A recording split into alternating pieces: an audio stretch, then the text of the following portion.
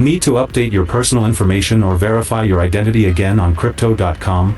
Keeping your KYC current is essential for full account access. I'll show you the process. Welcome back to Guide with Samuel. KYC stands for Know Your Customer and is a standard regulatory requirement. If you need to update details like your address or legal name, go to your profile in the app, find the verification section, and follow the prompts to submit new documents. This usually requires a government-issued ID and sometimes a proof of address, like a utility bill. A crucial pro tip: ensure your documents are clear and valid.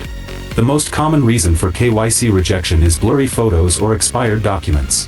Take pictures in good lighting against a plain background, and double-check that your ID hasn't expired before submitting. And just like that, you can keep your account in good standing. Updated KYC ensures you maintain full access to all platform features and higher withdrawal limits. When was the last time you checked your KYC status? For your final question, subscribe for our next video on how to get the Crypto.com Visa card. Thanks for watching.